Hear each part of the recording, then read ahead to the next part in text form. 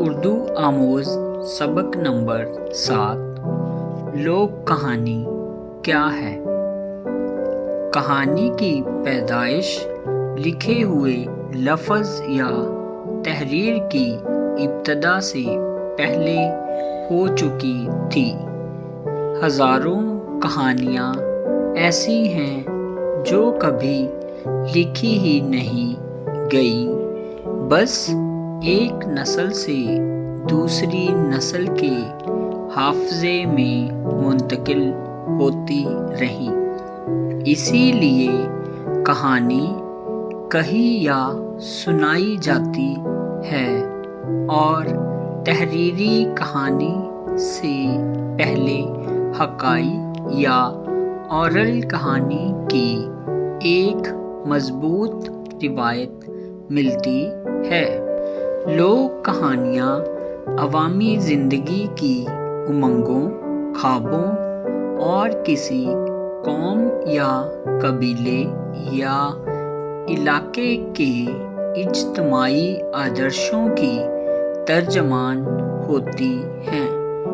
کوئی بھی تہذیب جتنی پرانی ہوگی، اس کی لوک کہانیوں کا ذخیرہ بھی اتنا ہی پرانا اور بیش قیمت ہوگا۔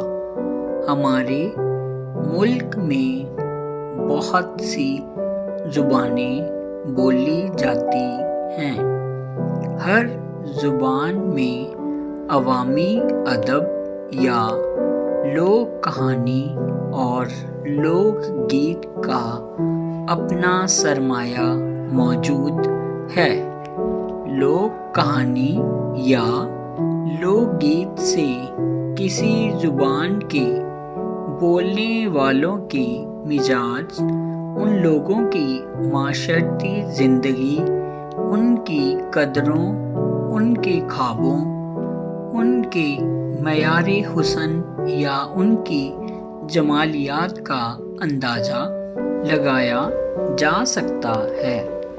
لوک کہانیاں کسی قوم یا علاقے کی عوامی زندگی میں اسی طرح فطری انداز سے رونما ہوتی ہیں جیسے کسی درخت کی ٹہنی پر کونپلیں پھوٹتی ہیں یا زمین سے خود رو پودے اگتے ہیں۔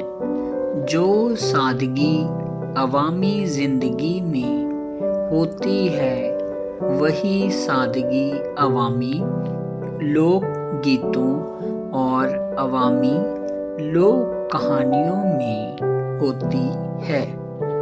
دنیا کے تمام مذہبی صحیفوں میں، پرانی کتابوں میں کہانیاں بھری پڑی ہیں۔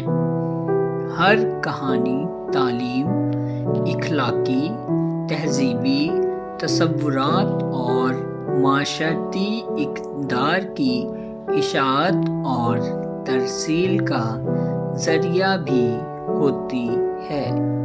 ہر لوک کہانی کسی بصیرت کا اظہار ہوتی ہے، اور اس کی مدد سے ہم پر زندگی کی کسی نہ کسی سچائی کا انکشاف ہوتا ہے۔